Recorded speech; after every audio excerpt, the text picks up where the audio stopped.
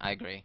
I do want to say that this, it says a lot about how I was feeling about this because I was really, at this point, I'm like, all right, I know that that guy is going to win because he's being so beat down, but I don't know how. And I was very intrigued. I was like, I'm really interested to see how they do this because they've been so clever throughout. I'm like, this is obviously going to be clever, but I don't know what he's going to do. And then he does it. They've already given me I know they've given me the information. I just don't know what it is exactly. Yet. And then they do, and I'm like, fucking, of course wonderfully done. And it's the steam. It's from the water. Never seen that before. Nope. That's outstanding.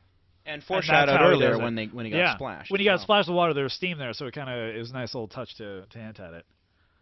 Which is, again, like what we were talking about, using sabers in a way you couldn't use swords. This is a lightsaber fight,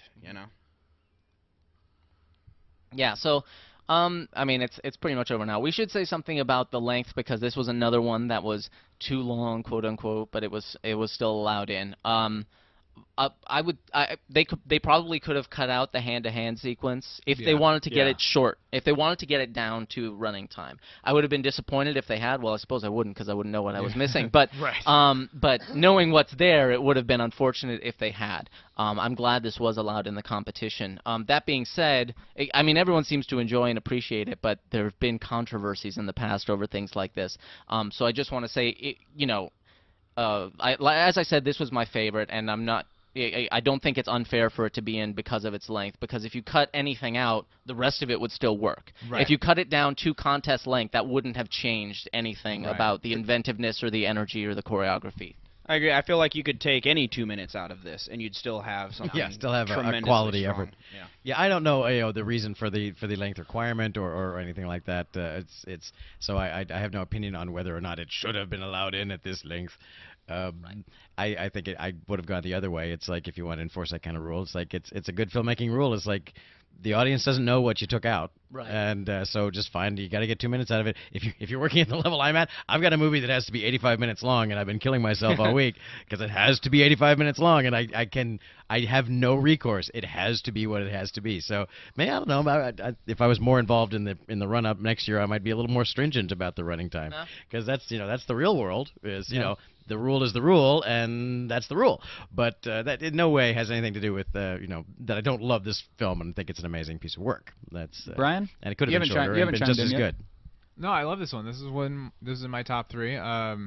In terms of choreography, blah blah, broken record, but just in terms of how it engaged me and kept my interest, and the imagination clearly involved, and how they very clearly sat down and said, okay, if this was a real situation, what are all the possibilities? And methodically said, okay, it would be this, there would be this, and really explored each idea and each possibility to its full extent, and then found a way to demonstrate that. And you can very clearly see that work. And it has actual foreshadowing, which is awesome. Yeah. Which is great. Well, not only that, but there's a little touch at the end there.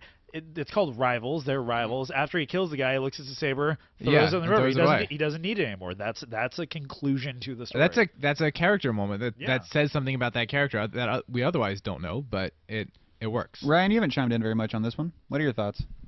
No, it's great. It's outstanding. And one thing to acknowledge is that a lot of times we have saber fights where they change up the style, and it's kind of like, okay, well, now they both lose their sabers, and it's like a hand-to-hand thing, and then this guy's got one, and the other guy's kind of evading, and now they're using force powers against each other, and then they jump onto this thin thing, and then it's like, and oftentimes they'll kind of, since they're demonstrating so much, they'll also expose what they're weak at, and it's kind of like, okay, well, they did a hand-to-hand fight, but it wasn't as good as their saber moves and stuff, but you can tell they just wanted to try to add some variance to the type of fighting.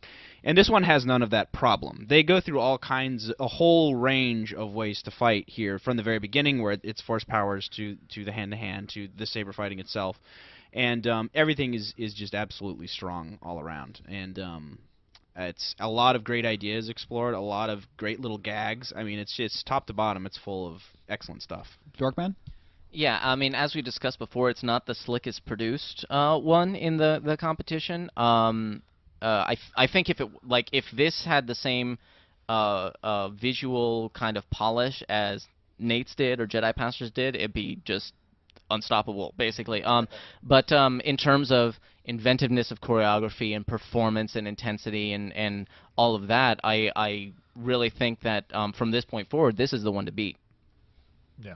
Eddie, the Eddie Doty? You know, I am a sucker for fights that tell stories. I'm a sucker for fights that physically are impressive, make a logical sense in moveset, have clear intention where you believe at every moment that these two guys are trying to do what they're making out to do. And with that said, this one succeeds very, very well at it. I like the passage of a time. I actually like the length of it. I really, you know, if there was no controversy about the time constraint, I wouldn't take a whole lot out of it. I think the hand-to-hand you could probably shave a little bit down, and then a little bit of the aftermath, and definitely the titles you could probably trim. But honestly, the length does not bother me. It did not feel like an 11-minute entry.